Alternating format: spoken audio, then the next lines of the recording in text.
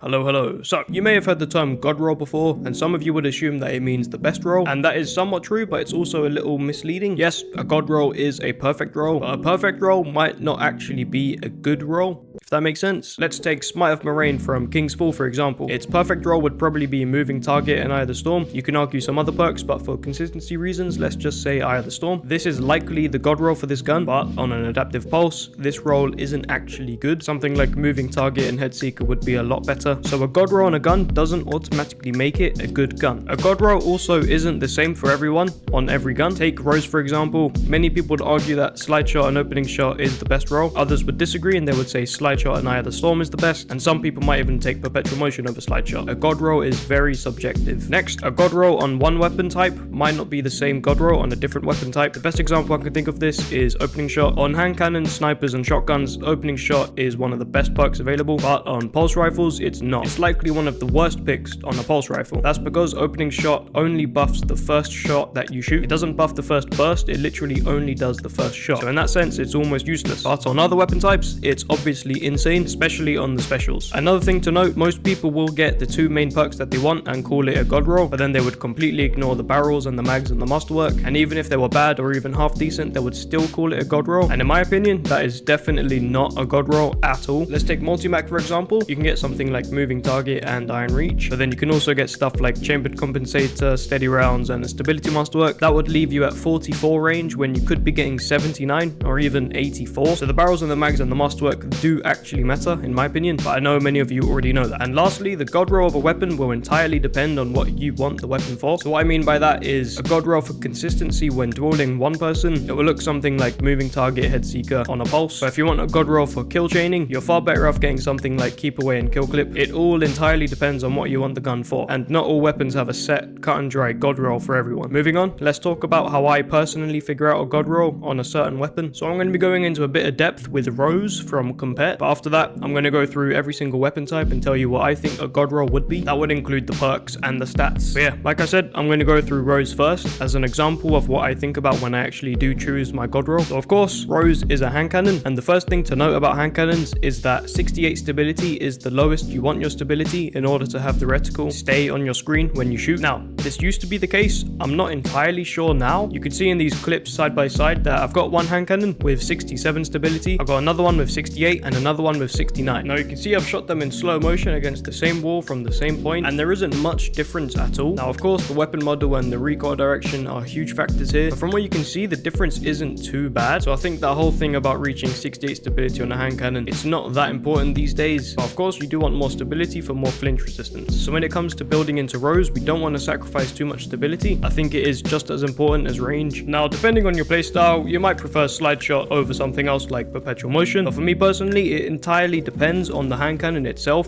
and what the stats are like elsewhere. So for Rose in particular, I know slide shot and opening shot or Eye of the Storm are very good, but for me personally, opening shot isn't as good as Eye of the Storm in my opinion. You can see the roll on the screen. When you have slide shot procced, you're at 95 range already. So when you do use opening shot, you're only going to be boosting the range by 5, and of course you have the 5 aim assist on top. That's because you will always be entering a fight with slide shot proc, and opening shot is only active for the first shot, just like slide shot, except slide shot can be procced multiple times in a single slide, so it's got that edge over opening shot. So I do think that slide shot and opening shot together is not needed at all. And you could say that opening shot is good for when you can't slide into an engagement, making it a good backup option for the range extension. And yeah, that is true. Maybe you could peek out the cover, shoot a shot, and then slide out the cover to proc slide shot for even more range. That's very good use for it. But I still do think that Eye of the Storm is better than opening shot, because at least that way you are almost guaranteed to get the aim assist buffs when you are fighting someone else. That is provided of course that they are shooting at you. And if you don't like to slide a lot into your engagements, there is another roll that you can use. If you run full bore with accurized rounds, range masterwork, perpetual motion, and heavy grip, you can max out the range, allowing you to use perpetual motion to get the 20 stability, handling, and reload back. And the last perk is very subjective. You can use anything you want really, maybe snapshot sights, Eye of the Storm, or opening shot. Any one of those perks is very good. Snapshot and Eye of the Storm give you +5 stability when you enhance those perks, so that's very good. It brings you from 65 to 70 stability. Snapshot is good for entering a fight because you can ADS quicker than most of your enemies, and plus it makes the gun feel a lot less sluggish with the lower handling with the barrels and stuff we've selected, so that's always nice. So you can use either Eye of the Storm or Snapshot for the good stability buffs, or you can just go with opening shot for the guaranteed extra range on the first shot. It's all preference, you got to see what you like. So that's a fair amount of detail for Rose. That's how I'd break down my God roll. Now let's talk about hand cannons in general. Of course we want as much range, aim assist, stability as possible, possible. And the next stat I guess you could consider is handling, but that isn't really as important as the others in my opinion, but it's still very important. You don't really ever want low handling on any gun, unless of course it's got something like slick draw or even threat detector. And now when it comes to the different archetypes of weapons, the stats that you want to spec into are generally pretty consistent. It's mainly just going to be range, handling, stability, and aim assist on a select few. And for hand cannon specifically, you want to prioritize the stats in this order: range, stability, aim assist, and handling. Maybe you can put the 2 best hand cannons requiring more stability, because I know that they've already got pretty decent range, and they definitely do need the stability to keep them up. Now when it comes to the perks, it's very different across all these archetypes. Precision instrument is best for 120s and 180s. There are only 3 120s and 2 180s to get precision instrument, and they are the best of their class for that reason. We're talking about Igneous, Criminal's Dagger, Something New, Sightline Survey, and I believe Word of Crota. On 120s, it lets you 2 headshot and 1 body shot any Resilience Guardian, so that forgiveness is very nice. And on 180s, it lets you 2 head and 2 body tier 5 Resilience and higher. But when you enhance it, that moves to tier 6, but now lets you 3 headshot anyone tier 5 Resilience or lower, up from the previous 4 Resilience when not enhanced. And now for all hand cannons, perks like Slide Shot, Keep Away, Perpetual Motion, Moving Target, Opening Shot, Eye of the Storm, Snapshot Sights, they're all very good depending on the base stats of the gun. A more niche perk would be Kill Clip, and it's fine on 140s, allowing you to 2 head and 1 body when procced. On 120s, you can 1 headshot, 2 body shot below 9 Resilience, which is not very good for a 120, I'm not gonna lie. Kill Clip is only really good on hand cannons when you pair it with Mask of Bacchus, and with an aggressive frame, you can 2 headshot anyone. And on 180s, it's also pretty good too. There are many good perks for hand cannons, and it all depends on the gun and the stats and whatnot. The perks mentioned before should be very good on all those hand cannons.